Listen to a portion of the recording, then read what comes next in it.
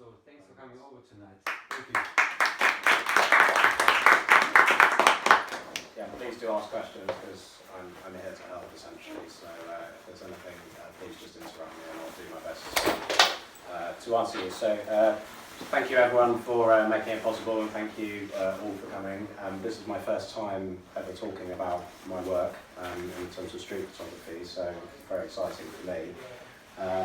Just in terms of some of the things that we're going to cover today, I'm going to give you a little bit of an overview of my background, because I've got quite an unconventional background for someone that is doing photography full time. I haven't gone the kind of classic route. I'll then talk through some of my favourite images that maybe have some lessons or some stories attached to them, and we'll run through those, and we'll try and go through those fairly quickly.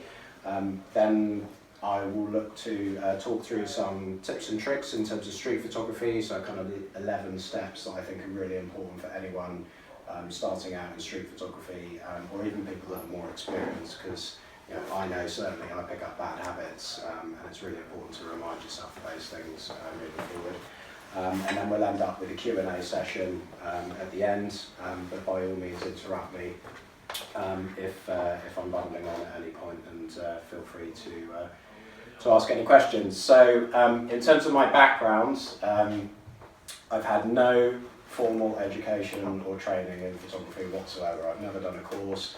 I've never done a class or anything like that. It's all right. Everything I know has been learned through trial and a lot of error. Watching YouTube tutorials, as cheesy as that sounds, reading books, looking at photographs by the masters, everything I know has come through doing that. And the best way to learn really is by doing and making mistakes and learning quickly from them. So I studied economics and finance at university, so completely non-creative. I then went to work in the city for nearly a decade, again in a desk job that was completely non-creative. And I got to the stage around a year and a half ago where I was feeling a little bit unfulfilled with what I was doing, because you all know as creative people, the need to create kind of almost overrides everything else in your life. If you're a photographer, you have to go and take photos, and you have to have an outlet for that creativity. And in my job, I didn't have that outlet at all. I mean, yes, I could do my hobbies, but I wanted something to be a bigger part of my life, and that ended up being photography. So what I wanted to do was I thought long and hard about how I could kind of mix the creative side of my life with the professional one, and maybe try and turn a passion into a new career, because I didn't want to be 50 years old and have just worked in the city, because I'll probably be dead before I was 50. But around this time I started looking for other things to do in photography, because I'd mainly be shooting architecture and landscape. And to be honest, I got a little bit bored and uninspired by it. And I was looking for a new challenge, and that new challenge happened to be street photography, because it was completely out of my comfort zone. I've never done it before. I didn't know anything really about street photography, but I really liked the photos, and I was really inspired by some of the works of Saul Leiter, Ernst, Haas, Herzog, and I thought, I might as well give it a go. What's the worst that can happen? So in August last year, I started street photography as a complete novice. I'd never even tried it before. My first attempt was a dreadful experience. I was incredibly nervous. I got shouted at by someone, and my photos were, they were dreadful. And I was pretty sure at that moment that I would probably never do street photography again, but something within me kind of compelled me to get back out there and try and do it. Roll forward kind of 9 months, I've now left the city behind, and I'm now a full-time photographer, which I never thought I would say. In terms of what I do now, my day-to-day is I obviously do my personal work, which is street photography, which is what I'm best known for. I also do commercial and editorial photography for brands and organisations. I also do, so I guess the in vogue phrase is content creation.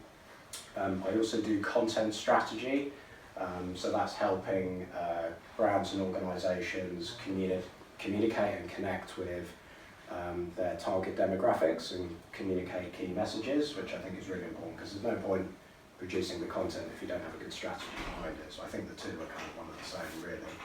I do street photography workshops, so I teach people on a one-to-one basis, but I also do group workshops in London every month with a colleague of mine called Craig Whitehead, whose alias is 6 Street Under, for those of you that are prolific on Instagram. Craig's a very talented photographer from Cambridge, and again, he just specialises in street. He moved over to doing street full-time at a similar time that I did, so we have a kind of camaraderie, which is great. And then, other than workshops, I also sell fine art prints as well. So I never thought that teaching or selling prints would ever be a feature in my life, but those are the two things I really, really enjoy doing most. Teaching is great, and selling fine art prints, you know, bringing your images to life is one of the best things that you can do as a photographer. So I sell prints to individuals, collectors and investors all around the world, which is great fun. So that's a little bit about my background. Again, self-taught, everything I know has been through trial and a lot of error, and I think it's now's a good time to look at some images. So now, first image, I guess I want to start with this image because it's probably where it all started for me, really, because I started street photography, and when you first start photographing the streets, it's quite a scary thing, and you don't really have a good handle or idea on what your style or what your kind of consistent aesthetic is going to be. And when I first started, I was shooting with like a 35mm lens. You know, I was just kind of shooting people walking down the street, doing nothing in particular. I wasn't really going to set the world alight with those kind of photos. You know, I didn't really have the eye for the juxtaposition or the humour type of street photography. But I think that was what I was chasing in the early days, and I didn't really connect with the images that I was producing, so I struggled. And I was watching a video on YouTube by Ted Forbes, The Art of Photography, who many of you may know, and he was introducing the work of a gentleman by the name of Saul Leiter. And I was looking at the images, and I thought, you know, wow, this is what I want to create, this kind of thing, but in my own style, you know, imposing myself on those images. And I started studying Saul Leiter and his work and his approach, and I noticed that convention within street photography is generally to use a 28, a 35 or a 50mm lens. And Saul Leiter completely broke with that convention by using short telephoto prime lenses. So he would be using anything from like 70 up to 140 for street photography. Now, to most people that's completely insane using a lens that long. I mean, it's like a portrait lens, isn't it? That kind of focal length. But the thing I really liked is that he was able to bring multiple layers and elements together in one frame. He shot very often in portrait, like this image. And I felt really inspired to kind of create images in my own style, but with that kind of inspiration driving. So this image is the first image that I pretty much ever took with that portrait lens, and it has a special place in my heart because it's the moment where I realised where I want to be and what kind of direction I want to go with my photography. I don't do a lot of black and white nowadays, apart from one personal project that I'm working on. The reason it is in black and white is because, one, it was a bit of a technical horror show. Two, I didn't really have an appreciation of colour like I do now, and the colours just didn't look right. And I felt that it was maybe detracting from the story and the image. So the character has a kind of timeless look and feel, and people always ask me, do you go for a timeless aesthetic in your images? And the answer is always no. I never seek out to make timeless images. You know, if someone's got a mobile phone in there, then that's great. You know, the image should stand on its own 2 feet. It doesn't matter about whether it's timeless or not. And you'll see that the focus is all over the shot in this particular one. And a little backstory, this image was taken on the day that La La Land was wrongly named as the winner of an award. I think it was the Oscars or the Golden Globes. Does anyone know? And you'll see that the only sharp part of the image, actually it looks sharp when you print it, is La La Land. And the theatre, this was taken at the Picture House Theatre in London, just off Piccadilly Circus. And it was taken on the day that award was wrongly named. So there's a little bit of a backstory there. And there's lots of different elements to it. I mean, there's obviously someone walking in the foreground who had no idea why. I mean, she thought I was crazy photographing the window so closely. You've then got the text here, which is actually a reflection off a billboard outside. You've then got the character, and then you've got this kind of anchor point of a sign behind, and there's also a face up there, which still to this day I have no idea how that got there or where it's come from. So it's the unexpected surprises you get. But I like combining multiple elements within one frame. And it looks quite simple at first glance, but when you look a little bit deeper, there is a certain level of complexity there. And it's an image that has a special place in my heart because it's where it kind of started for me, that kind of longer use of the focal length, which we can talk about later. Next image, you probably see this one's actually in focus, and this is taken at the Moor London Riverside near Tower Bridge. I don't generally walk to particular places looking for shots, so like, yeah, I knew that the light is good here at certain times of day when there's no clouds in the sky. And I knew that at 1 o'clock the light would be like this and it would be a good scene, but I always assumed that it'd be too busy, people would be getting their lunch, it's a busy area. I didn't think there would be a good opportunity for photos. So I was showing a friend of mine, Rob McCarthy from New York, he's known as Ron Rob on Instagram, very, very talented photographer. I was showing him around London for the day. And we just walked into this area, and when you're walking around the streets, you kind of get like a gut feeling that there's a good photo around. I can't quite describe it. You can almost, Alex Webb says that you can just smell a good photo. And I knew that there was an opportunity for a good photo here. And I probably took 30 to 40 images working the scene. And I had some nice images of like one person kind of walking through, someone pointing, someone with kind of face kind of half in, half out, the shadows and stuff. But for me, there's got to be something that takes it to another level, because anyone can do that, just get someone walking through there. There's nothing really special or unique about it. And I was stood, here, with my lens shooting down, and I remember the guy coming to the left of me, and I thought, he looks like quite a cool character, maybe we can do something here. Just to the right here, there was a revolving door, and I noticed, just to my luck, there was a guy wearing an almost identical outfit. And I kind of was praying that the timing would kind of match up so that the legs would kind of be at the right moment. Maybe it would be better if there were 3 people dressed identically, but you can't have everything. And I just waited for the moment that they kind of converged but weren't touching. And I'm not sure if it could be easily replicated, but I feel that because you have the 2 characters, the relationship between them, there's a certain uniqueness there. Whenever I'm working a scene, I always want to go over and above just the kind of basic kind of person walking through light kind of stuff, because anyone can do that, it's not special. You need some other elements that take it to another level, and this guy's actually glancing at a third person that's here. And if you go to my friend Rob's Instagram, you can ask me afterwards, you can see his shot with the third person over here, which is also quite cool as well. So that's, and one thing I would recommend is when you're walking around the streets of London, if you don't know where to start, try and just look for a good scene and then visualise what could potentially be happening there. So here was lunchtime, people coming in and out with their lunch, and you knew that you were going to get people crossing the scene. It was just a matter of time before something interesting was going to happen. And if it meant staying there an hour, if security weren't going to be on my back about it, then I would have stayed there an hour to work the scene until I got something. And if I didn't get something that day, I'll go back to the next day.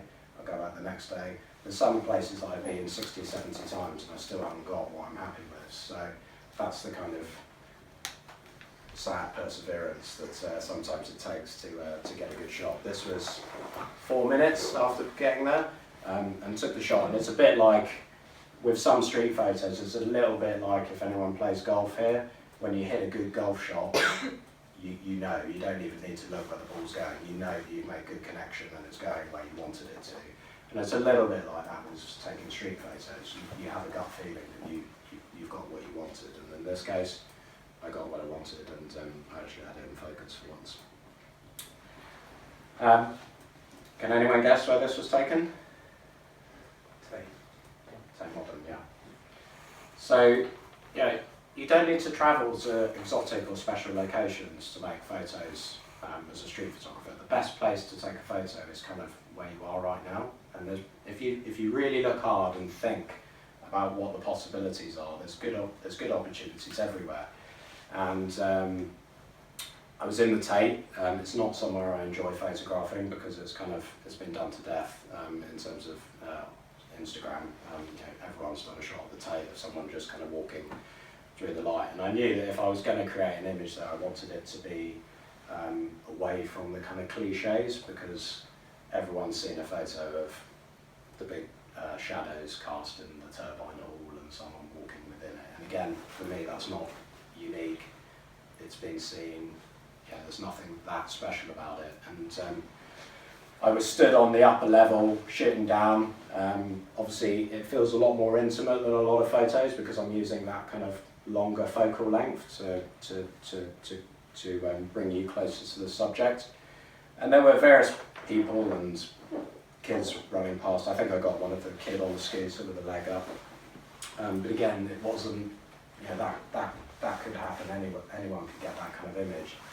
And again, this is just, we'll touch on this later, but it was about being prepared, stacking your odds in your favour, creating your own luck. And I noticed this woman was walking across, and I thought she was actually about to take her jacket off.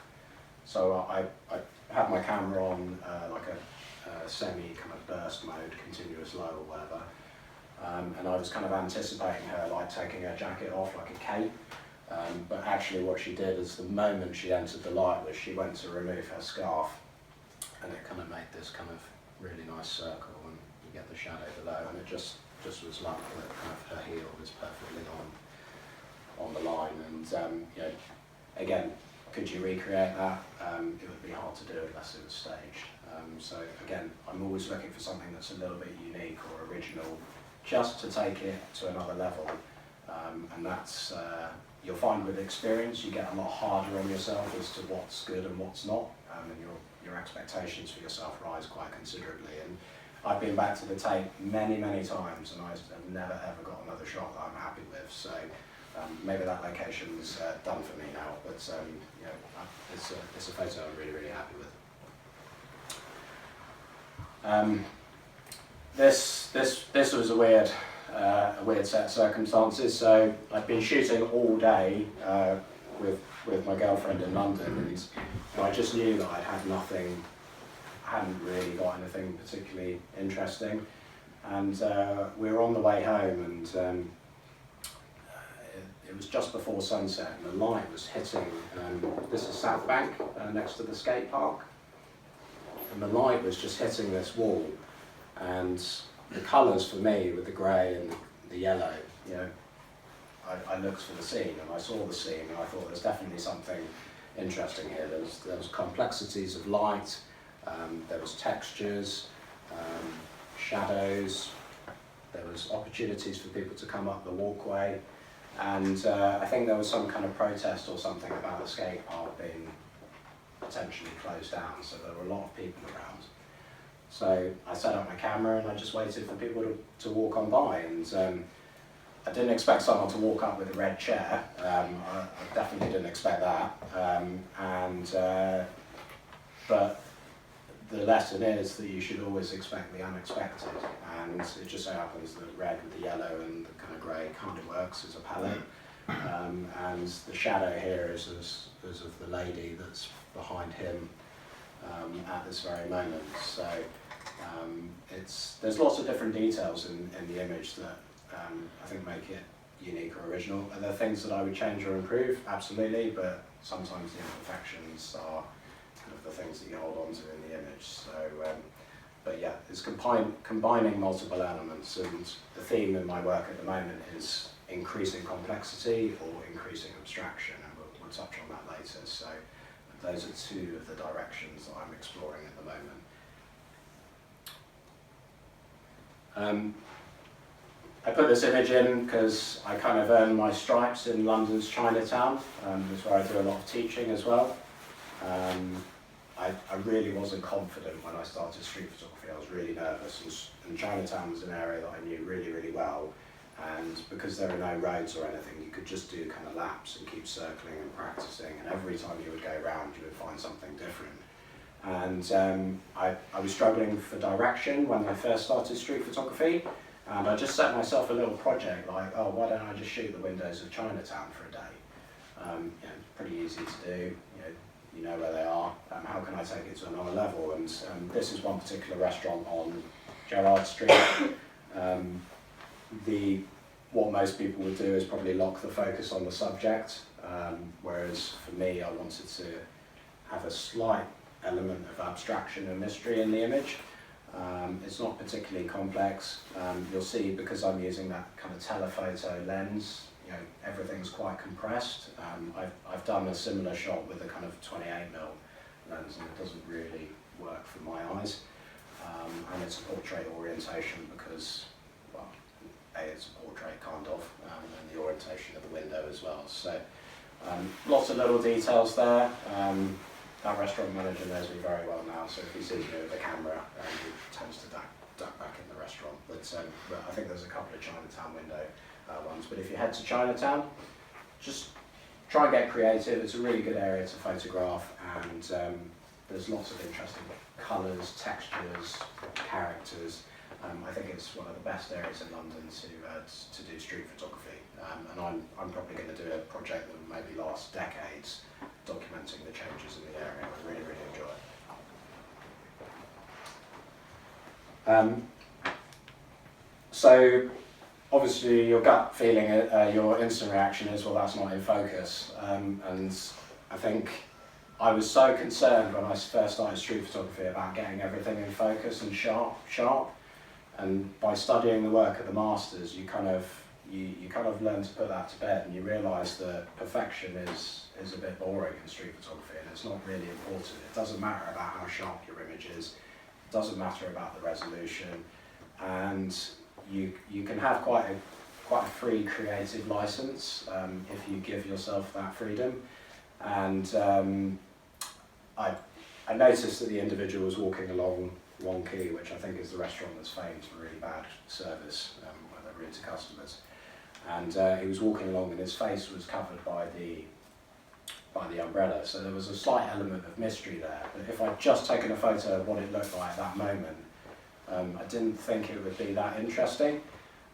So I had my focus set manually, and I just bumped the focus back like 2 meters, because I knew that the raindrops were falling in the foreground, and I would get them sharp, but I would still have enough detail in the subject so that you could see what was going on. Because even if there's a slight layer of abstraction or creative soft focus, it still has to be very recognisable as to what's going on. And I'm sure you can see that there's a person with an umbrella. And when this is printed,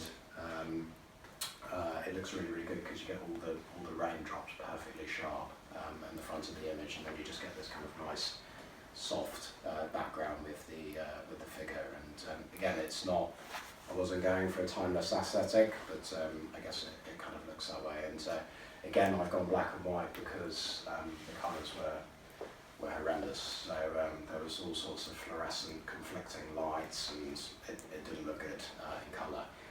But now, this is kind of early days, but now I would probably find a way to do that image in colour somehow, maybe take a different angle or a different time of day. And again, that's Chinatown, obviously. So this one is, this is the same location that the La La Land photo was taken at the start, with the black and white guy in the hat. And I guess I want to say that it's really, really important, if you're familiar with locations, keep revisiting them, because they will give you something new every single day, even every hour. And I have kind of routes that I'll walk in central London, and I'll revisit the same spot like 10, 15, 20 times in a day, because you don't just want to stand there like a weirdo. You've got to keep, you've got to, like, when I was on my way over here, there was a guy like stood in a hedge with a camera doing street photography. It was really weird. But keep revisiting spots, because you'll find something that you haven't seen before, and that has potential to be turned into a good photo. So this woman was waiting for a friend. I'm assuming by her expression maybe they were late. And this was very much a kind of run and gun shot because, you know, I was stood outside under lights like this, and I was completely illuminated, and it was much darker inside. And again, you'll see that there's multiple elements that I've tried to include in the frame. So this is from a billboard outside, this text. We obviously have the frame of the door. We have the handle. There is the neons which are reflecting off the window on this side. And then in the background we have just a display of what movies were on that evening. And then in this instance I decided it was important to have a sharp subject because I liked her expression. Maybe it would be better with eye contact, I don't know. Some images work with eye contact, some don't. But a common theme in my work is that it will always be candid. I do not stage photos because I don't believe that is true street photography, as controversial as it may be.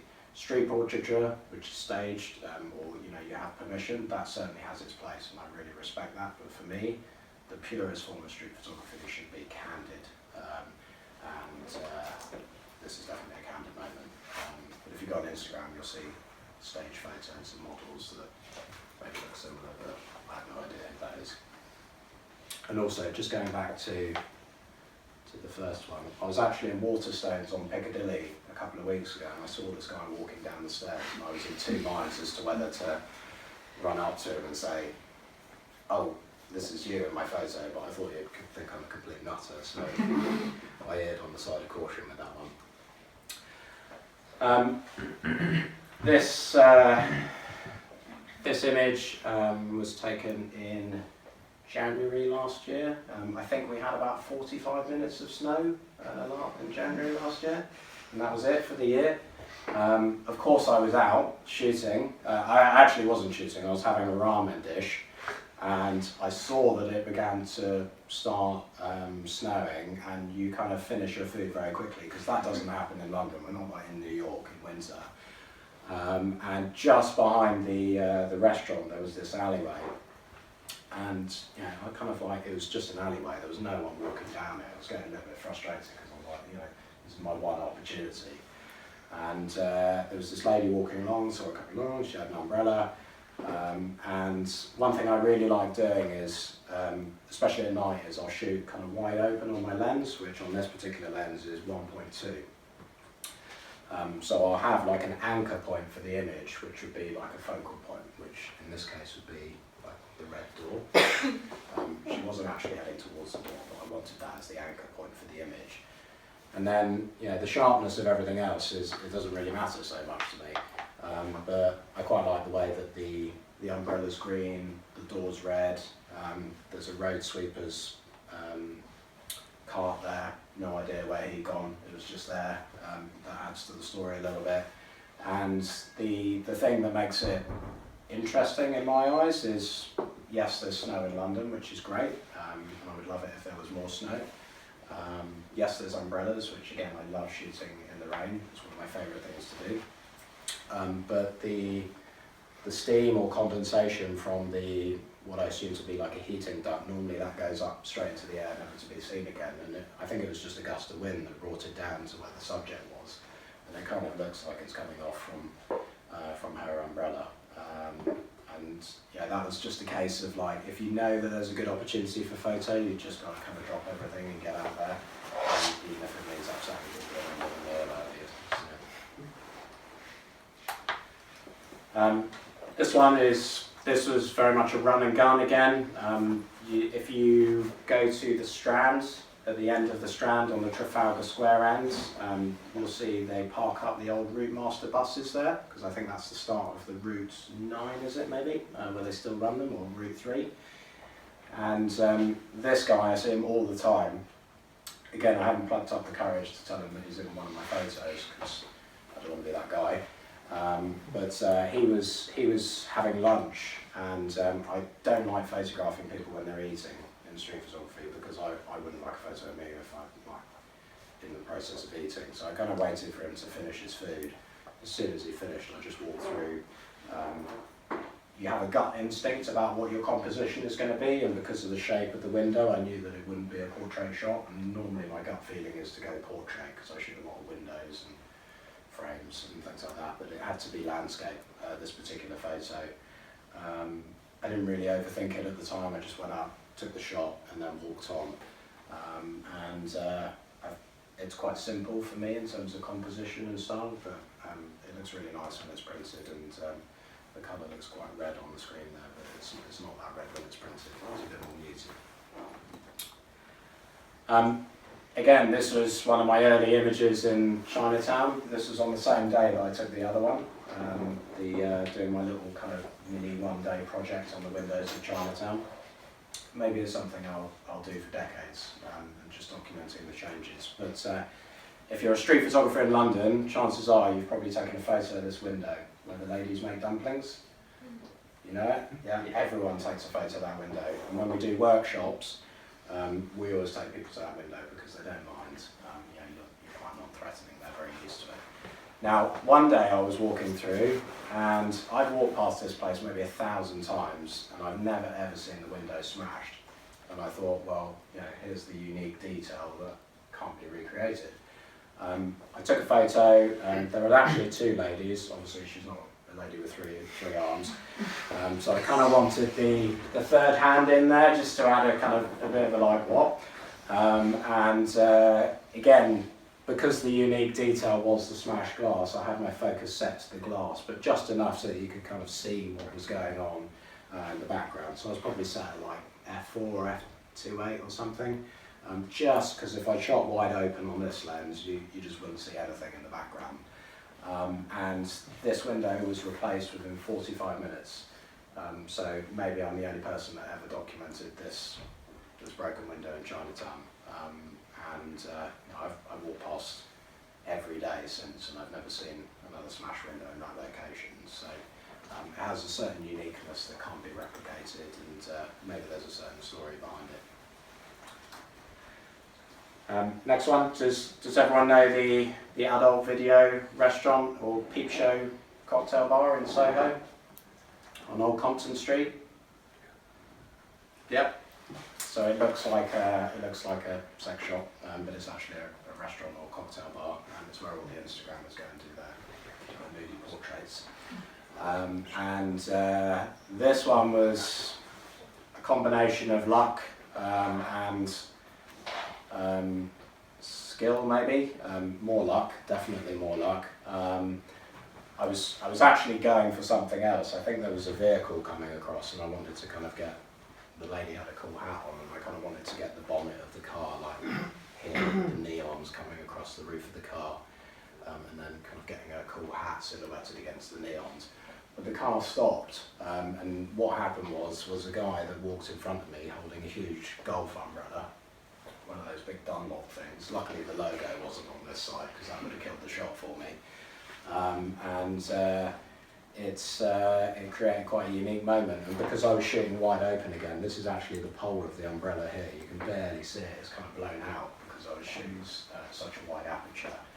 And he looks to be looking at the subject, so I guess maybe there's a bit of a relationship between the two subjects there. And I don't think I could ever recreate that.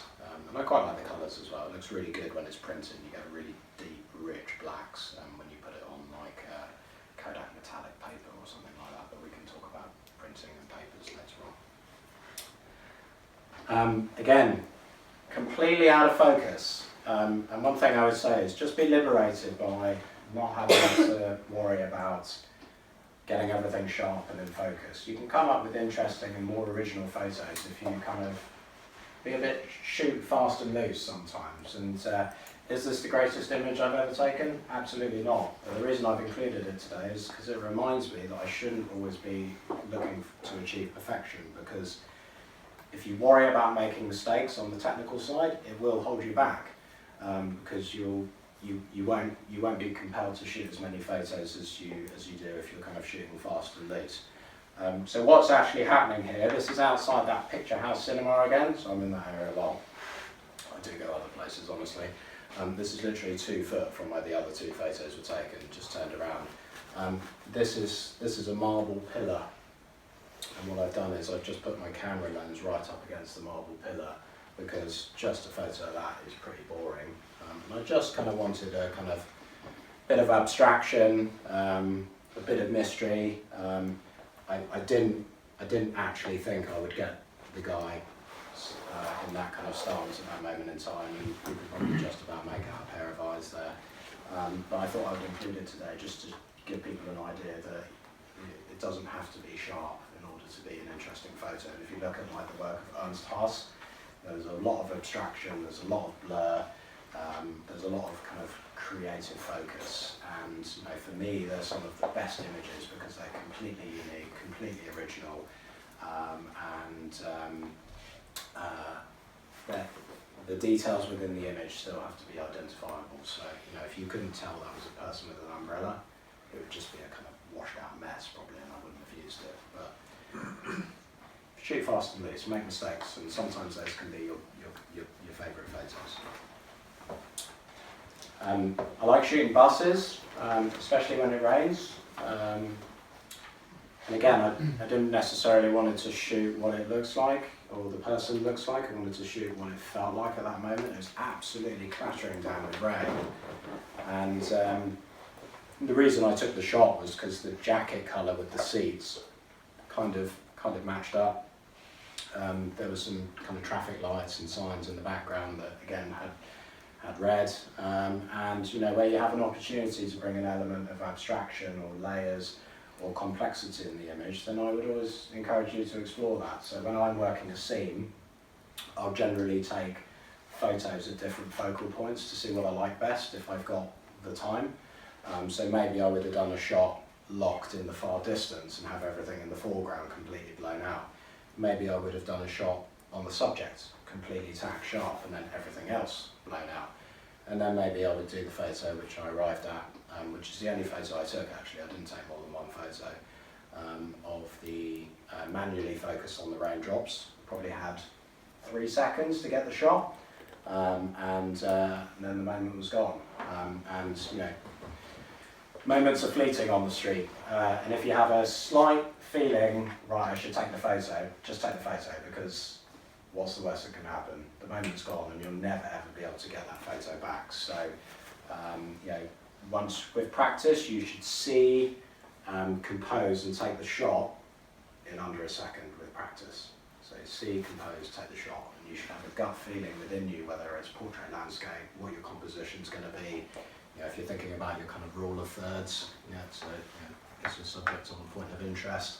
You'll develop a very strong gut feeling over time as to what your composition will be and how you can frame those things. And you'll notice that my appreciating the colour is obviously improved since my black and white days. This is another image, very abstract. It's not for everyone in terms of street photography. I don't do kind of humour and juxtaposition. I just don't have the eye for it. It's not the way I see the world. I genuinely see the world in like a vivid kind of abstract sense. It sounds like I'm on drugs, but I'm not. Definitely not. So anyway, this image, how do you think this was taken? Where or what? Or how do you think it was taken? Shooting from inside out, through glass. Yeah. I was sat in the back of a bus. So basically I'd spent 9 hours shooting straight, and I'd had a terrible day in the office. And I'd had no photos I was happy with. I knew, I don't check my LCD when I'm out, but I knew I'd had no good photos. I was sat in the back of the bus and it was really, really raining hard, and I was heading towards the bus station near where I live. And I noticed how the car headlights were hitting the back of the glass on the bus, and I thought, oh, this is interesting. Maybe there's something here. So I did a couple of test shots, and I thought, okay. I was sat kind of here, and the back of the bus was there, which with an 85mm lens is kind of like really close. And to get your focus absolutely spot on is tough. But I'd pre-focused. I knew that when the bus stops, chances are someone's going to come out the back door and then walk around the back, and maybe I could get the hint of a figure or something like that. And what actually happened here is the bus terminated at the bus station, And the bus driver still had his feet on the brake when everyone was walking out the back.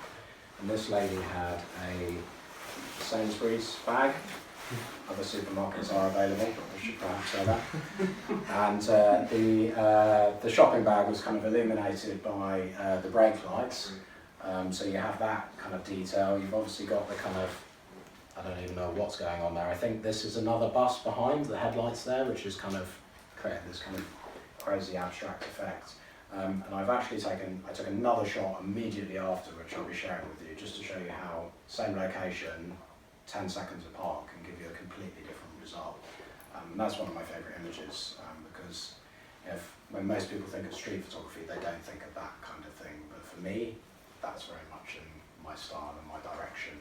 I'm not a fan of just people walking off down the street wearing like funny clothes. It's not particularly interesting to me, but I admire people that can do it well. This image was taken outside Covent Garden tube station. I've just dropped off a print for a guy that I've done a workshop with, and I wasn't really looking for photos. I had my camera out and I thought, oh, there's a stack of newspapers there, maybe something. I'm naturally drawn to the colour red, and I noticed that there was red in the background, and I knew that there was a this way sign, so I had the kind of elements of a scene roughly there. And then I noticed the man from Del Monte in the background walking along in his fedora hat, and you never see people in like white linen suits in London, so I thought, oh, I've got to take a shot here. And just at the moment I started taking the photo, I noticed this guy pushing a lady in a wheelchair walked in front of me, and my gut feeling at the time was, oh no, I've missed it. I didn't check the photo until I got home, but I thought I'd probably just had his arms or her head in the image, and I'd lost everything else. I took a series of photos, and like every single one was a complete horror show, apart from this one. Again, I think if it was maybe if it was shot at f8 or f11, I feel that maybe these elements would have been too distracting for me. There's too much going on. They don't need to be sharp in order to tell the story of the image. So I'd already preset my focus on the newspapers for a bit of texture, just to bring something else to the photo. And I knew that as the guy walked along, and this was the kind of unexpected surprise. Does it make it a award-winning photo? I don't know, but I like it, and it's got a certain uniqueness to it that I really like, and I like the sign as well this way. So this is the same window as the other brake light ones. This is five or 6 seconds afterwards. So you see how the colours are completely different, and this is just before, because you'll see that this detail is exactly the same. This is just after the lady had walked past. This is the bus that was illuminating the umbrella from above before, and this person, I don't know why they were just standing there, but they were kind of far away, and you just got the kind of suggestion of a person. And I really like abstraction. Because I feel that when you do stuff that's quite abstract, you have more of a uniqueness to your images sometimes, and I really like painting as well, and this feels to me more like, this puts me in touch with my painting side, because I don't do so much of it now, so I paint with the camera, but there's lots of complexity in terms of light and details, and if the focus was set in the distance, you wouldn't have maybe got this kind of bizarre effect that we've got there. So that's very much kind of a Saul Leiter, Ernst, Haas inspired image. Windows of Chinatown project. This was taken with I was just testing a lens out a few weeks ago. I thought, I've been shooting at 85mm full frame equivalent, why not step it up and go to 135? So this was just a kind of bit of fun, bit of a test. And 135 for street photography is, I can see some of you looking at me like I'm crazy, but I thought I'd just give it a go and see how that kind of works on the street. And I really like the compression that 135 gives you. And again, you'll notice that if I'm photographing windows, I'm generally locking my focus on the detail on the glass if there's condensation or water. and I'm not too concerned with what's going on in the background. I'm obviously conscious that you need something to be happening, like maybe it's eye contact or a gesture or something, but for me that's not the be-all and end-all. I just waited for the moment that she turned. I tried to get a balanced composition in terms of my framing, so I guess that's kind of like a rule of thirds. That's not kind of. And then I tried to kind of balance out the composition. So, you know, here I was already set up. I had the time because she wasn't going anywhere. She was cooking. She knows me very well. There were lots of elements in the background that were very distracting. So, you know, I knew I wanted a wide aperture. So this was shot on like 1.4 on 135mm equivalent lens. Very cheap lens, manual focus. And you know, I would always say, we'll touch on this later, but don't get too hung up on the gear that you're using, because you know, street photography isn't necessarily a really technical form of photography. It doesn't matter about your sharpness or your resolution. You know, what matters is the feeling in your images and how you can connect with what's going on and connect the viewer to the details of it. Approaching the end, again, another abstract one. So this is Starbucks in Soho. This is my version of Starbucks in Soho. Now, obviously you're thinking that's not Starbucks. There was some kind of advert up for some, I think it was Easter, and it created this kind of really weird texture on the glass at night. So I saw it during the day. I went back a few hours later. With a friend actually, and we took some photos, and this is actually two people having a conversation, so they were sat inside the window. So this is a shoulder of one person here, and this is another person with very scruffy hair. It was the colours that attracted me. Again, I like that kind of, you don't quite know what's going on, because I like putting stuff out there on social media that challenges people to look at it and think about, well, what's actually going on here.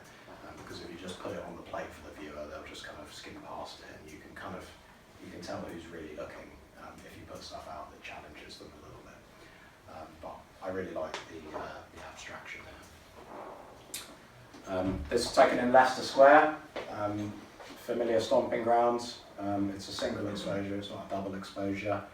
And it's just combining multiple elements in the frame to show a relationship between each other. And I just want to say, like, you know, when you're walking around, you know, the things that maybe you can be looking for, when I'm walking around certainly, is firstly light, colour, texture, reflections, gestures, interactions, emotions, all of those kind of things. And if you can combine multiple elements in one photo, then you've definitely got the makings of a good photo. So this is actually, this is from an advert actually that was on here, that was reflecting on the glass, and then we've got some people.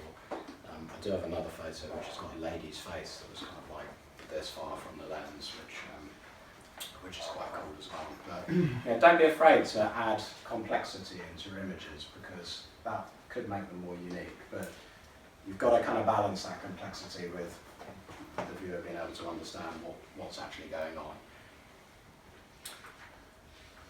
And then the final image I'm going to talk about today, I guess the lesson from this is always carry a camera. I was doing some errands locally to where I live, and I had a little point and shoot with me. I didn't have my normal camera. Just had a little point and shoot, because you never ever know what's going to present itself to you. And you know, the camera on my particular phone, my rubbish phone, is not very good.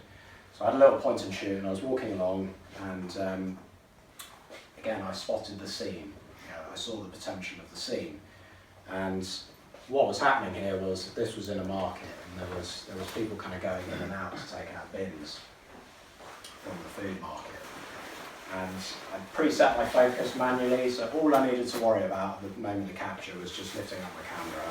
I already had the composition in my mind, and just capturing the moment that I thought was right. Now, what's happening here is this guy walked straight past me and saw me standing in the middle of nowhere with a camera, so he knew what was going to happen as soon as he walked back through, because there was nowhere for me to hide. I mean, I was in plain sight. So what he did was, I don't know whether he was annoyed with me, he didn't actually say anything afterwards, but he kind of raised his arm up and just went like that and smashed through.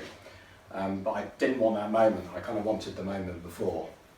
So what he's doing is like a kind of showing off his muscles type pose here. So we've got the subject, we've then got the shadow from the subject, and then the third element is the reflection, which was the welcome surprise when I looked on the computer. I didn't even notice that at the time actually.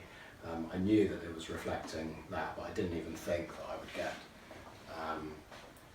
that third element in there. And if you're familiar with the rule of odds in photography, it's kind of like an odd number of things is more visually appealing than an even number of ones, so 1, 3, 5, etc. So I guess there's a slight nod to the rule of odds in that image, whether it's that obvious or not. And the colours with the red and the green up here, which kind of ties with the floor, you know, again, I could kind of sniff opportunity for a photo. So I got ready, composed, and you don't need a good camera in order to make a nice image. This was taken with the cheapest and oldest camera that I own, but it's one of my favourites. Again, I think it looks really, really nice in print, much better than it does on a PC screen. So, any questions about the images? Good question. Yes. You mentioned that you now work as a professional photographer, right? It means that you make a living, yeah? Yes, yeah, I do, yeah. With photography and street photography, that is. And a few years ago, if someone would have said, okay, can I make a living as a street photographer 5 years ago, 10 years ago, I would have said like, you better look for a different job basically, because who's going to buy your pictures? I mean, maybe yes, maybe if you become very successful, maybe you can make a living from selling books and maybe your images through exhibitions, but in general it's difficult basically. It's pretty much something that you used to do for yourself, yeah? But that now has completely changed, right? And I guess through social media, and because your visual style is very recognizable, I'd say that you have very strong signature style up to the point when you shoot or produce new work, and someone who's familiar with the old work you produce, they might be able to guess, oh, is that maybe one of Josh's new photographs? It kind of looks like it, no? Can you tell us a little bit about what sort of jobs you are being commissioned for, and also are you able, which is like the holy grail of commercial photography, are you able to translate your visual style, your signature style, into those commissions, yeah? Can you maybe talk a little bit about that? Yeah, I mean the answer is yes and no. You kind of need to forget about the profession of being a street photographer, because walking the street and making nice photos isn't going to pay the bills. Don't get me wrong, print sales and workshops can be very lucrative, but it's really, really hard work, and it took me a while to even sell my first print. Now, it's a very big part of my income because I'm backed by some investors and collectors that believe that the value of my work is going to go up, but nothing really happened for a year. Nothing really. I had a couple of people that wanted to buy photos, but in terms of like a commercial appeal to street photography, just think about like where you could leverage it in other fields. And I think that street photography has a very natural crossover to documentary style photography, also editorial photography, photojournalism. There's a natural kind of dovetail there, I guess, that they fit together. But in terms of the stuff that I do, a lot of companies will approach me and say, right, we like your style, we're say redesigning a website, or we are doing a magazine and we would like a front cover in your style in street photography that's candid but abstract so that we don't need model releases. Can you do something like that for us? So for instance, I've just done I'm doing a website for a commercial business at the moment, and they want a series of like abstract images as their kind of big banners. And it's a big company, and they commission me, so you're basically getting paid to go out on the street and find weird stuff, which is kind of cool, which I enjoy. So that's the kind of commercial stuff that I do. I also do more kind of traditional like lifestyle photography. So for instance, there's like a British luxury goods company that I do a lot of content for. So they make like men's bags and stuff, and I'll do like street shooting, or what's it called, street fashion or something like that. You know, guys walking on the street with bags and stuff, but they kind of want it in my style. You know, they hire me off because they like my approach to photography. So I do that kind of stuff, and then I also have done some stuff in the drinks industry recently, which I never thought I would say, which I'm not complaining, it's great fun. And I've been teaching the brand ambassadors at Hendrick's Gin how to create their own content. So I'm kind of passing on my knowledge and showing them that you guys should be the influencers for your company. You shouldn't hire photographers to produce images for you. You guys know your brand and organisation better than anyone. I'll teach you how to go out and take photos as part of your day-to-day role, and then you communicate that with your audience. So that's the kind of more like the content strategy piece. But yeah, there's definitely crossover, but you just need to think strategically about where your skills can be leveraged. You're not going to be paid to walk the streets unless someone like the New York Times comes up to you, like you're Aaron Daniel or someone that says, right, we want you to do a project on a week in this city, or we want you to go and shoot an event for Vogue or something. It's not going to happen. It's not going to happen to me because it's not really my style. But there's certainly commercial applications, and I think the good thing about street photography is it teaches you to think on your feet very quickly, and you know, all you need really is a camera and a bit of light and you're good to go. You know, I don't need a studio in order to work. I can work with the available light on the street any time of day, come rain or shine. You know, I'm used to shooting in conditions that are far from perfect, and that gives you quite good advantage over someone that's maybe only shot in the studio, because if you put them on the street in bad conditions, you know, maybe they would struggle. But street photography teaches you very quickly how to learn to work with your camera, and there's definitely applications for commercial work. So you can make a living, but not just by walking the streets getting paid, because that's kind of like the dream, right? But it takes like decades to get there, and publishing deals. But I would say if you want to get there, then it's really, really important to work on projects, and then maybe get publishing deals off the back of those projects, or maybe do like exhibitions off the back of your projects. So that's personally what I'm working towards at the moment. I'm doing projects, as well as just shooting to make nice images. But the project stuff is, you know, I can maybe go to a publisher in a year and say, right, I've dedicated thousands of hours to doing this. This is my body of work of, say, 100 images. You know, let's do the deal and get a book done. And then maybe that's going to open the door to something else. But it takes time. But don't quit your day job and think that you can make a living as a street photographer. But there are avenues that you can definitely explore. Did you consider annual reports, just out of interest? Did I consider shooting annual reports? No, I think I think for that kind of work is probably too clinical and clean, the aesthetic maybe. No. They're looking for. Yeah. Yes. Yeah. Well, I'd love to do it. Yeah. Maybe I should pitch some of my former clients in Big Four, some of the banks and stuff. So yeah, I think anyone that takes an interest in your photography, you know, you should try and seize opportunities for business. And the good thing about street photography is if you work hard and develop a style, you kind of like have a monopoly over your own skills and experience, so you can kind of start really pumping up your prices and charging rates, because you know, only you can create those kind of images. You know, I'm not just taking a photo of what something looks like. You know, I'm trying to be a bit different, and that's when you can start commanding higher prices. So yeah, we'll just move on to the tips and tricks part. So I thought this was important today because I don't just want to talk about my photos, I actually want it to be educational, and I think teaching is something I really, really love doing, and I thought this would be add value to everyone in the room. It would also add value to me just to remind myself of these things, because I do get bad habits occasionally. So, when I'm teaching workshops, the absolute first thing that I ever touch on is talking about dealing with what I call the fear. Yeah? Now, don't get me wrong, I still get scared. Yeah? There are moments where I think, no, you know, he's going to kill me. There are moments when I get scared, it's only natural. But for a lot of people, when you're first starting out, if you are scared and you have negative thoughts, like, you know, you kind of feel that you want to take the photo, but something holds you back. You know, we've all felt that, unless you're like Bruce Gilden or someone who's never given a. Can we swear?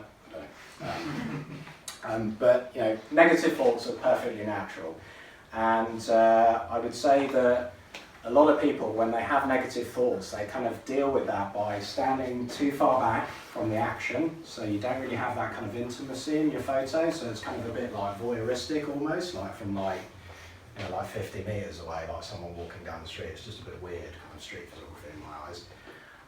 And also, if you are nervous and you're scared, it will also mean that you're projecting the wrong body language. And I see this all the time, so I'll see people like walking around, yeah, so they're just looking like this.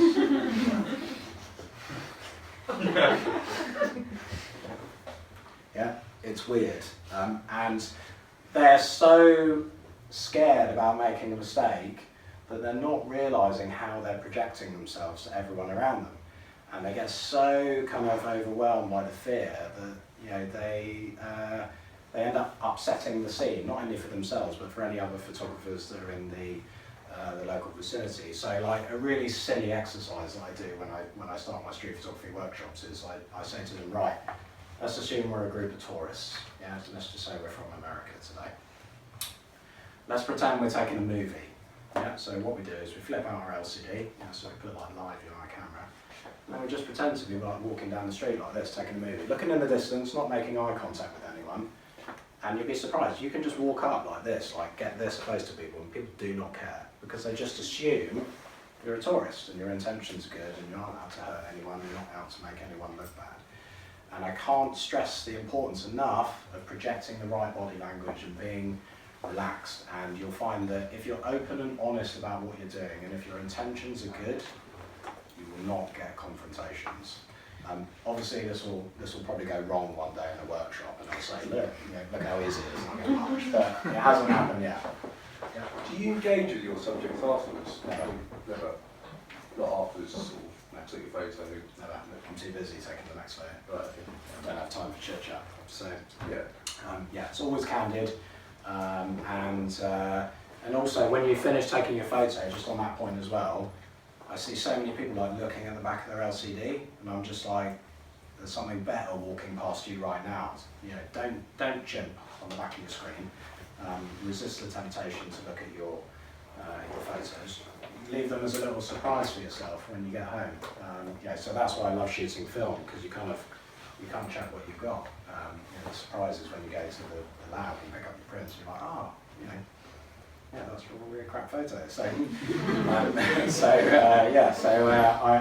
I would say, firstly, deal with the fear and negative thoughts. It's the most important thing, because if you're scared, it will show in your photos. And if I look at people message me daily and say, can you critique my photos? And I just say, I can see that you're scared because you're standing too far back. You're trying to be sneaky with what you're doing. I can tell that maybe you're trying to conceal your camera and shooting from the hip and stuff. There's no consideration for composition. Have to deal with the fear. It's the most important thing. And if you're comfortable and projecting the right body language and relaxed and open, you know, there's a little tip that I say to people. This is really silly again. I say if someone's giving out leaflets locally, grab a leaflet, just keep it in your left hand. If you're right-handed, have your camera in your right hand. Yeah. Just be walking around and just keep that in your left hand like that. If it's white, that will grab their attention, not the camera. So just be walking around, just with a leaflet in your hand, and just lift up your camera, bang. Yeah, simple as that. And you'll find that people will be looking at that, not your camera in your hand. So just anything you can do is a little kind of distraction tactic. And just move slow, be nice and relaxed, because if you're rushing, it makes you look scared, it looks like you're trying to hide something. So number one is the most important thing in street photography. And also respect people's personal space as well. Okay, where is that invisible line? You have to use your emotional intelligence to. Secondly, this is really, really important for anyone that's kind of starting out in street photography. Don't get bogged down in the technical side. Learning the manual controls on your camera is really good and important.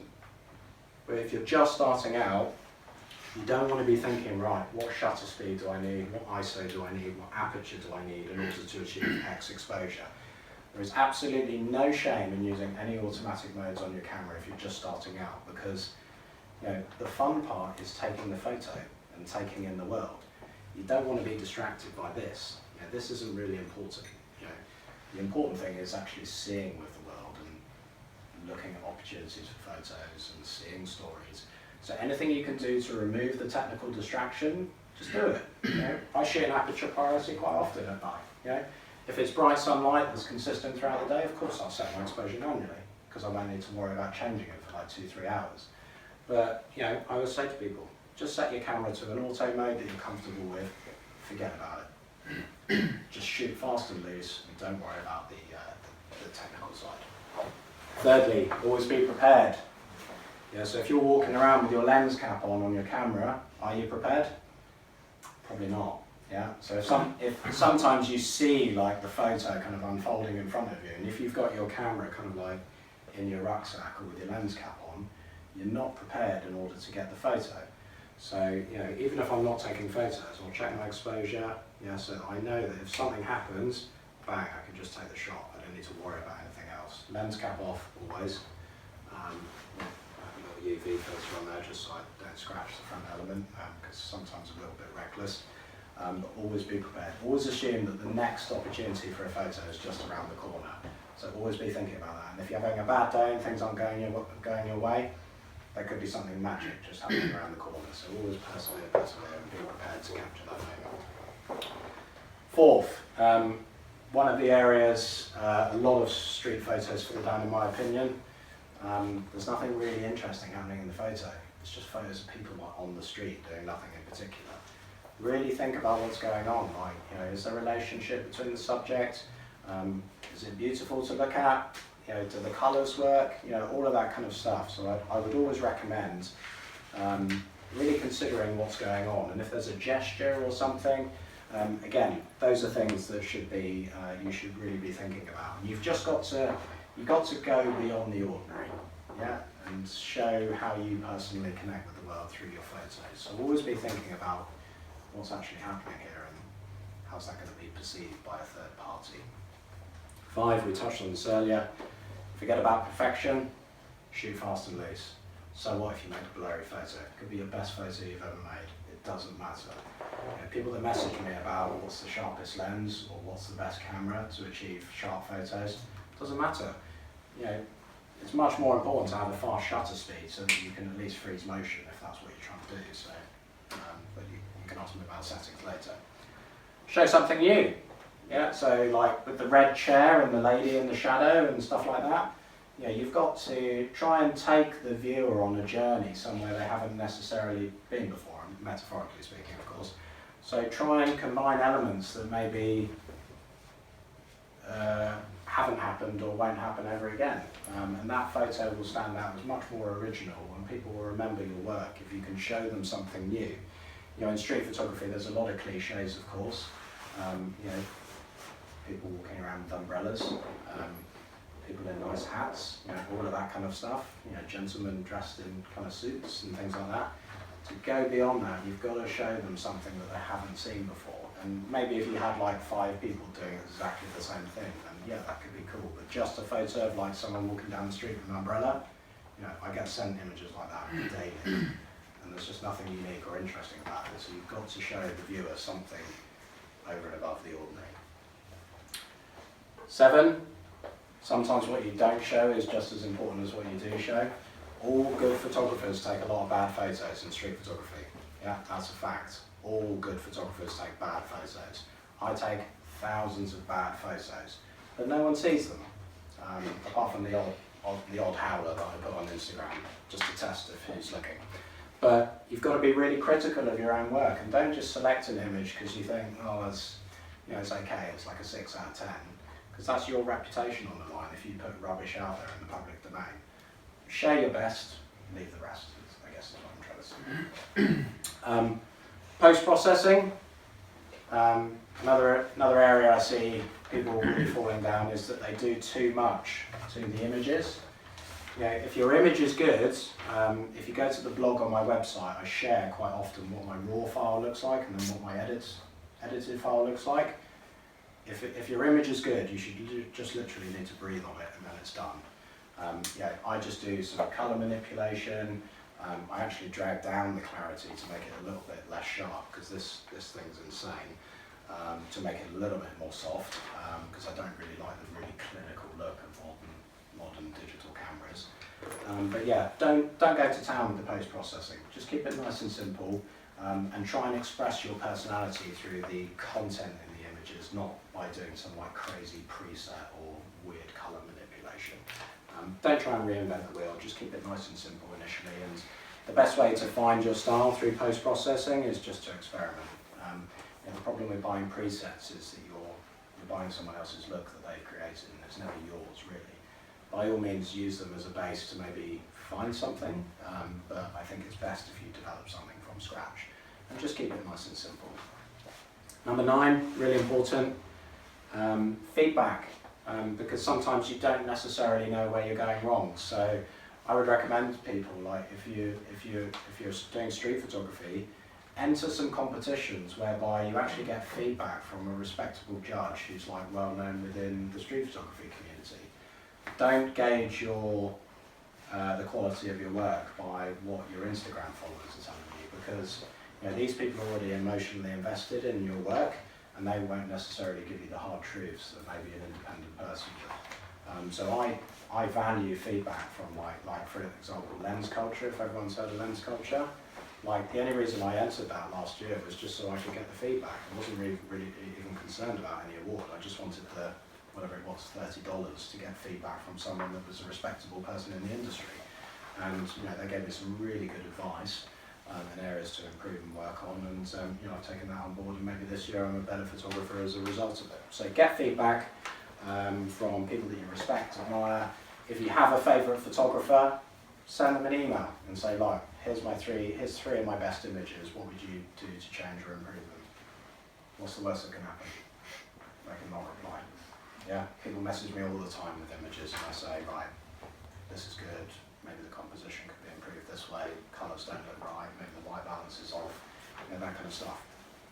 Contact people that you admire and people that make work that you aspire to make, and ask them for feedback. And you can sometimes, feedback from these individuals is what's going to give you the feedback that you need to get in order to get to the next level.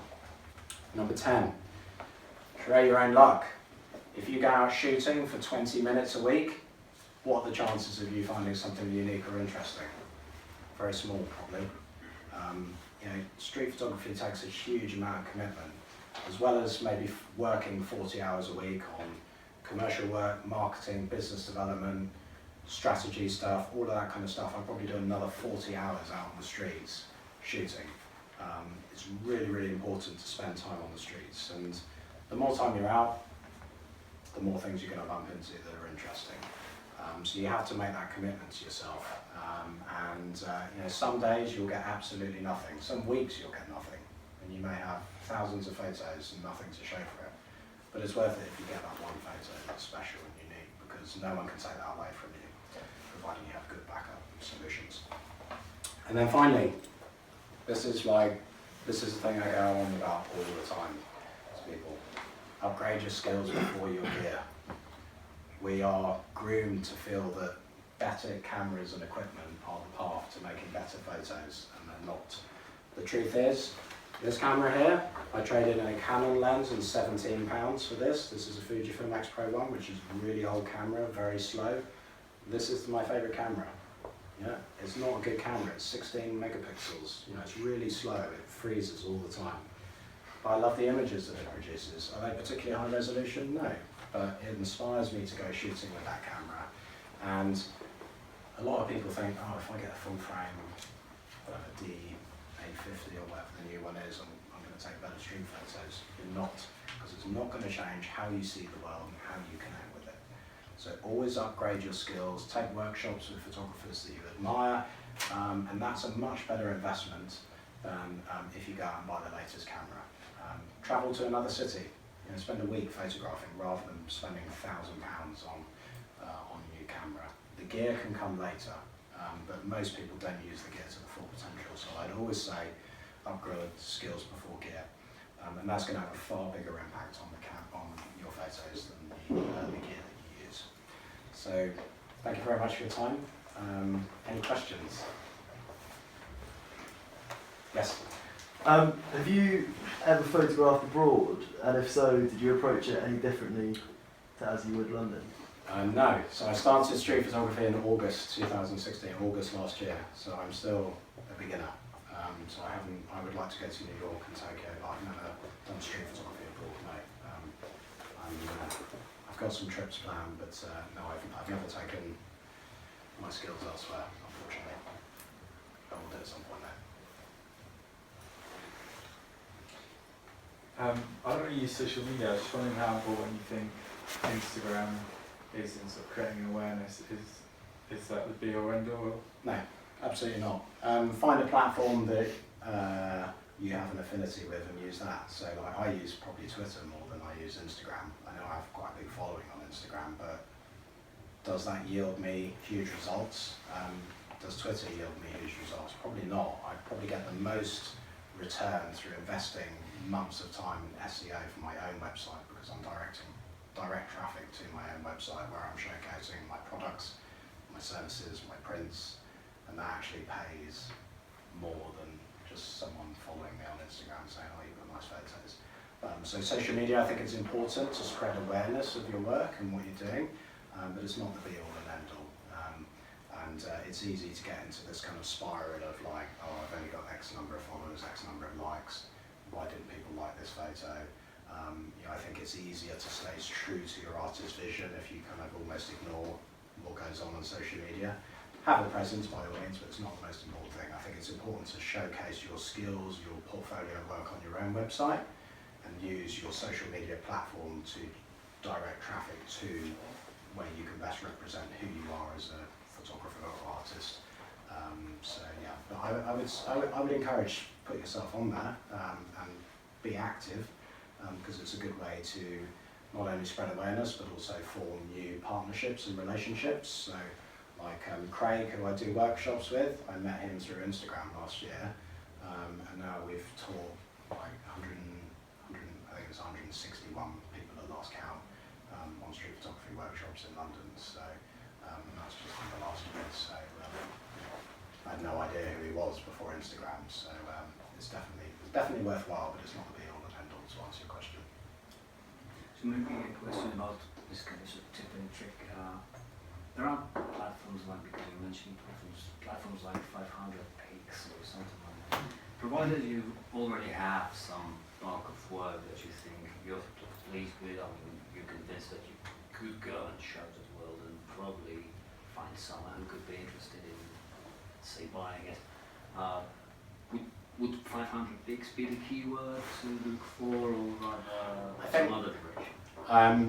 I like 500px, but I work with them, so I do online class. I'm doing online classes at the moment for 500px. I'm like an instructor for them. I think it's a great platform, but there is so much content on there. Being found, unless you put lots of content on there also, is very, very difficult. The best thing to do is actually just straight up old school business development. So if you have done, say for example, say I've done a bag shoot for a friend on the streets of London. Yeah, so I've got a mini portfolio of, say, lifestyle shots. Then there's nothing to stop me doing a PDF with a case study, recommendation from the client, where they were used, maybe what the investment was to deliver that work, and then contacting 15 other bag companies in London to say, right, I can do this for you. Here's the quality of my work. So you're kind of backing up your statements. Here's a recommendation to build trust. Here's the number of the person that I did the work for. That is going to pay you much more than if one person bought one of your images off 500px, because you're going to get a day or more of work that could be a long-term relationship. So I would actually, this goes back to my days in the city. Old school business development is actually, it's hard to beat. Yeah, and you'll find that if you are proactive on that side, marketing and business development, you have such a competitive edge, because a lot of photographers are very, very lazy with doing that kind of stuff. So, I'm surprised when I speak to business owners and they say, we've never even been contacted by a photographer. I'm like, what? they just say, oh, we just find someone through someone else. Referral networks are great, but you can't just expect the phone to ring. You've got to go out there and form new relationships. So do a photo shoot for a friend that runs a company of some kind, and then approach similar companies and say, right, this is my work, and you'll be surprised. What's the worst that can happen? Yeah, and put the references on your website. Maybe put the case studies available to download. It's just about stacking the odds in your favour, and it's not rocket science. But business development is something that's often overlooked, and it's really, really important. You've got to put yourself out there. In terms of your relationship with investors and prints, can you explain how that relationship came about?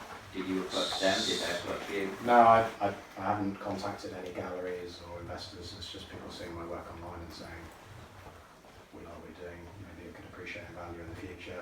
What are you doing with regards to limited editions? What are you doing with regards to your quality assurance on the process? Because you can't just use a standard like Fuji archive print, Fuji archive paper and sell it for £1,000 or whatever.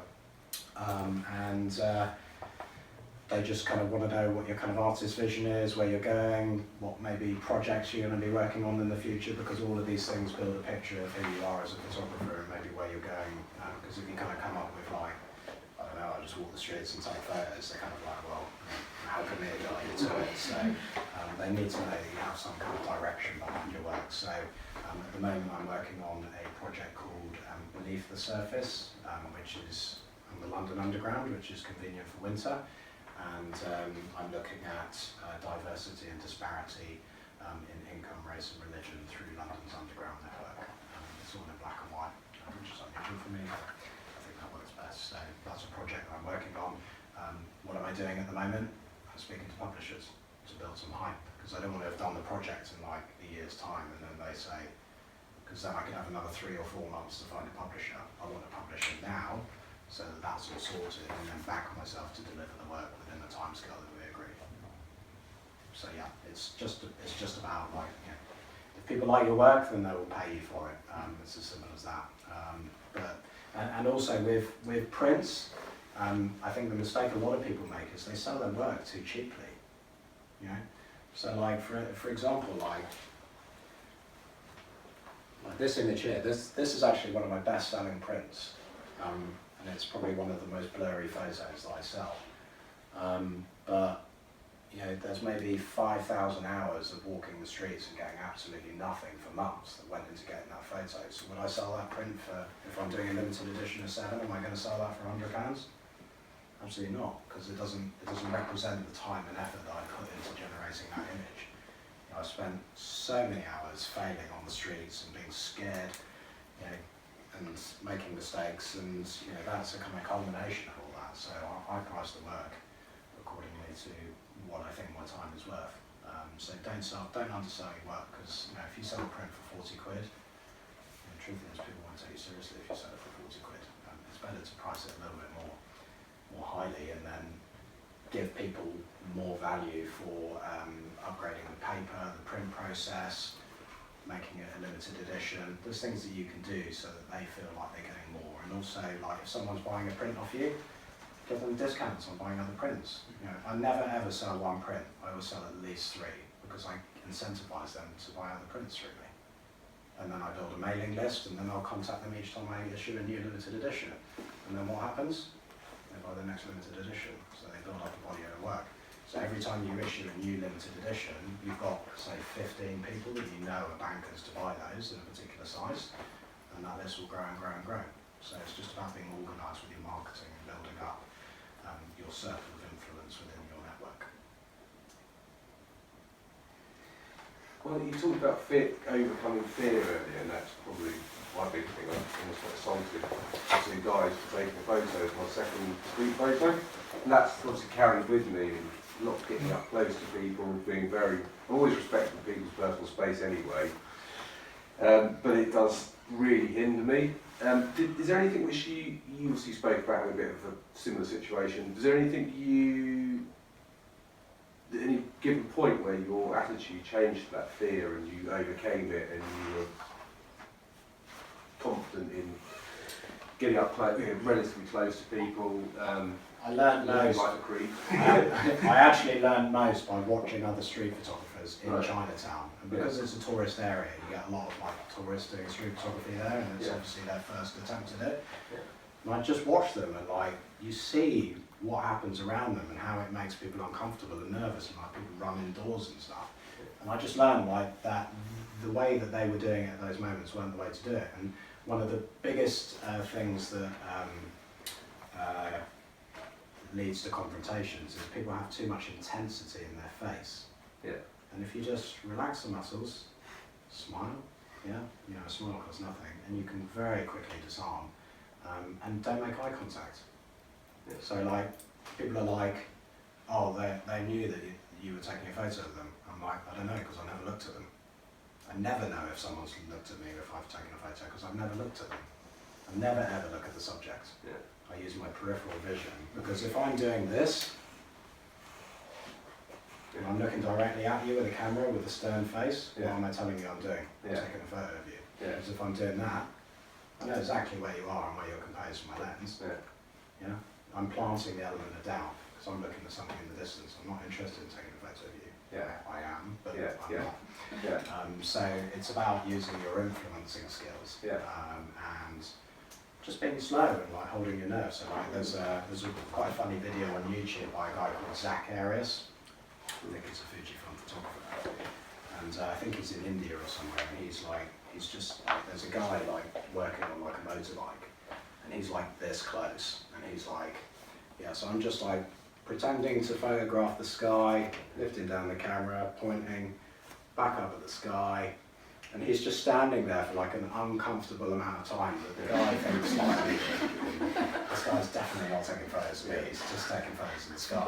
Yeah. So just think about how you're like coming across to me, because you know, if I'm just suddenly doing this and like making eye contact with you afterwards, then Yeah. yeah. And if they're you know, I've been confronted once, and now, no, twice actually. Once on Piccadilly by a guy I wasn't taking a photo of. I was actually taking a photo of the street, which I thought was kind of cool that day. Yeah. And then another one was by another confrontation, which was an angry confrontation, which I diffused quickly, I must add. Didn't get to fisticuffs. It was a homeless guy saw me taking photos of someone through a window, and he threatened me that if I took photos of him, then he would insert whatever expletives, beat me up. And again, I was like, I'm not going to take photos of you. But to most people on the street, if you explain you're taking photos of other people, they think you're a complete lunatic. Yeah. And like, what are you doing? Like, on workshops, if there's like 5 of us taking photos from like the same window, we see other people start photographing the same window, because I'm like, who's in there? Is that a celebrity? I know, it's just like a lady making dumplings. We've had that before, like 6 other people come around and they're photographing the same thing. Like, who's that? Who's that? Is that? There's a bunch of people. Yeah, it's like, is that Tom Cruise? No, it's just a lady making dumplings. So it happens all the time, which is quite funny. But I'm going to be putting out some video content on YouTube in the next couple of months, and hopefully we'll capture some of those funny moments. Yeah, but to answer your question, just kind of lose the intensity, Yeah. don't make eye contact with people, and smile. Yeah. So, and just walk slowly. Now I kind of walk like this kind of place. Never stand still. Yeah. Even if I'm scouting a scene, I'm walking around just to kind of check where's the best angle. Yeah. Is it left? Is it straight on? Is it right? Is it behind? You know, just keep moving. And if the moment's not right, just do a lap around the block and come back. It doesn't matter. There'll be a completely different set of circumstances that could be better. But yeah, it's all about body language. It's all about body language.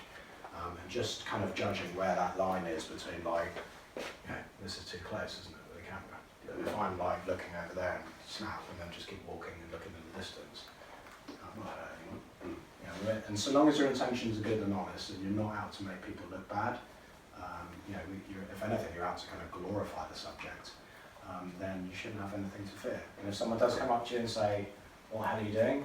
And just pay them a compliment as to what it was that interested you about the scene. But the good thing is when if people ever ask me like to view the photo of themselves on the back of my screen, it's just going to be like an abstract mess that they'll be like, what the hell is that? They're not going to see themselves on the back of the screen quite often. Yeah, maybe I should have gone up to this guy and said, because maybe he would have liked the photo. But any other questions? You said that you spend 40 hours a week working, 40 hours doing street photography. Yeah. What about the editing and the choosing of the photographs? I mean, how much time do you think? I just kind of do it when I've got my downtime, really. Editing, editing. Yeah, I like editing kind of late at night. With no distractions. I never throw away any of my raw files. I just keep them on a hard drive. So I've got like 8 terabytes of like street photos from like last year, which is insane. I just go through, and if an image takes more than 2 minutes to edit, I won't edit it. Because there's too much wrong with it. Maybe I'm not heavy on like kind of doing like Photoshop layers and like if the exposure's way off by like 4 stops and it's like it's sharp in all the wrong places, then I just won't try and correct it. I just kind of do a bit of colour manipulation, maybe a little bit of spot removal, because when you do street photography, you'll find there's so much rubbish sometimes on the street and windows and stuff that can get in the way. Editing. Or post-processing, editing is selecting images, post-processing, a couple of minutes an image, max. And you now have thousands and thousands of images. How do you Over go back? 60,000, yeah. How do you go back and find a particular image? I mean, you remember one, but you can't remember the date. Yeah, that's a question I ask myself very often, because my Lightroom cannot handle more than like 10,000 images at a time. I periodically go back through certain folders. So I'll go from start to finish, like periodically every 6 months, maybe, and just see if there's any like hidden images in there. So like this one, where was it?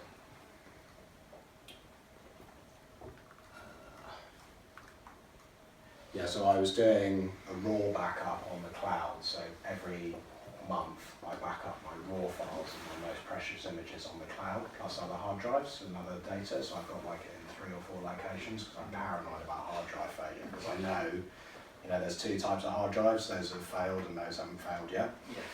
So everyone's had a hard drive failure, so I'm paranoid about losing everything. I know so many people that's happened to. So anyway, I was doing a raw backup of this file, and then like I didn't even notice this one. It was like 2 shots after. I was like, oh, that could be cool. So I imported it, and then I was like, I didn't even see it up until like a month ago.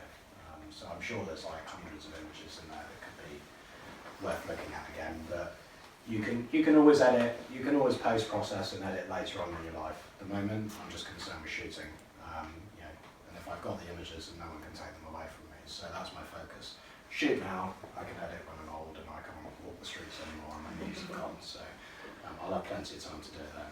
Still make some money. Yeah, absolutely. So I basically import the ones that kind of scream out to me that there's something. If I'm indifferent about it, I'll just leave it. There has to be something that jumps out at you. And one of the big mistakes is that people will try and edit their way out of a bad photo. And if the content in the image isn't that interesting or that good to start with, then you're kind of wasting your own time, really. Just pick what really jumps out to you, and those are probably your best images. Your gut feeling is normally right.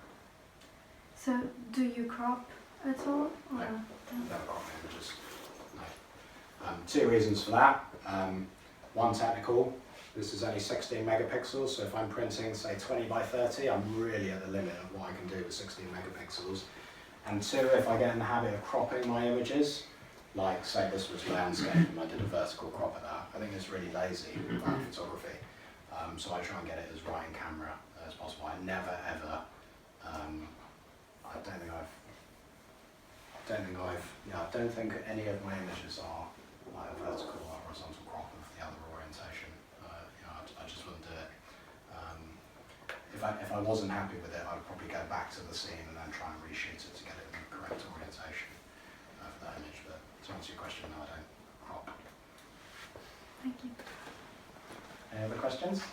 Do you have your own self-made presets that you just apply to your images, or do you take each image as unique and start from scratch in terms Yeah, I have like some colours that I kind of have built over time that give me the kind of look that I like. Because, as I said earlier, I find that digital cameras and digital camera lenses, for street photography, they kind of, the the way they render images is so clinical and so sharp sometimes, it doesn't really accurately reflect like what the street is like. You know, the street is a bit dirty, a bit gritty, and when you get this perfectly beautiful raw file out of your camera, you know, that's not what the street is to me. So I prefer to kind of maybe distress it by, you know, bringing down the sharpness a little bit. Colour manipulation is something that I've worked on through experimentation, but you know, I would just say don't go heavy on presets if you do buy them. There are film simulations out there, like Visco, I think is one that does like film simulations, and they're just very light looks, and maybe that could form the basis. So say like if you like Portrait 400, if you shoot film, which is a very common film stock, use that as your base, and then maybe experiment with the camera calibration or the colour sliders to maybe make the reds more prominent in your images, or change the hue of your oranges if the oranges are what you're drawn to. But don't try and reinvent the wheel, just keep it nice and simple. But yeah, I have some presets that I use that I've self-developed to speed up my workflow. So like, I always bring the clarity down by like -10, for instance, because I don't like really heavy, sharp images, which is unusual. You know, most people are sharpening up their images, but I prefer that kind of softer look because I just think it looks more nice when they're printed. And then the colours, of course. So yeah, it's just a workflow, saving time. And also when you import your images and you apply a preset that you've developed on import, you just get an immediate kind of yes or no, this works, this doesn't work. So it's worth doing. Any other questions? I do have one, Mark. Yeah. I have a Chromebook as well. Do you ever use the web-based Lightroom, or do you ever edit through that, like out and about, or do you just... No, I never even use this. It's just like lying around. It's just my Windows keyboard. Yeah. Basically, I own technology that none of it works properly. Like my other camera, like the shut button, doesn't work properly, and it like turns on and off by itself. Like this doesn't really work. The lens is a bit clunky. My main laptop that I use for editing, the keyboard doesn't work on it. So everywhere I walk around, I have to carry a separate keyboard and mouse. So I look like an idiot, and I didn't want to bring it here today, but like. I'll probably think I'm a bit crazy turning up with my own keyboard and mouse, so I just use that. And yeah, I use normal, like, what's the desktop version of Lightroom? 6, is it? I don't use the CC version. I'm not really a computer person. I'm trying to learn Adobe Premiere Pro at the moment for video, and that's like Lightroom times 10 in complexity. But yeah, I don't think I would use a Chromebook because that's pretty slow, isn't it? As far as computers go, so yeah, I would use a Lightroom on a good PC. I could have like a very practical one, because you say you're printing a lot of them, so and you work with specific papers and stuff. But is there any option now, like for someone who would really love to print them a little bit better than on the standard, like showing this or something different? Because I'm new to London, I don't know all those like little places. Do you? What, in companies to any use? like regular company? Yeah, I would. Like good commercial companies where they can kind of help you out and they've got good selections of paper and things like that. I would recommend Metro Imaging, that are based near Farringdon area. They're really, really good. And they've got so many different papers, and if you go into reception, on the left above the films that they have in the fridge, they have like a wallet of all the different papers, and you can go in there, they have no issues with it, and just look through the different papers. So like if you want like a velvet look paper, they do a really nice one. They do all sorts of cool print processes that can look great and really enhance, like if you do black and white, they do some fantastic black and white print processes. Print Space is another one I would recommend. And I think those are the main two that are quite user friendly. There's lots of and there's lots of little like pro labs around, but those are the kind of ones that you have to have a relationship with. And you know, if you're going in there, then maybe you're doing 10 or 15 proof prints and working with them to find a solution. And you know, Print Space or Metro is maybe not the best place for that. There's also Bayou, just off Oxford Street, and that's I think they class themselves as London's only pro print lab or something. Bayou. So they're great for getting film developed as well if you shoot film. So they do C41 standard film, they also do like E6 and things like that, slide film and stuff, so really good company. A lot of the pros use Bayou. So those are the big three. There's lots of little niche ones, but unless you're putting volume through them, they probably it's probably hard to get the door open. Okay. Yeah. Any other questions? So yeah, thank you everyone for coming.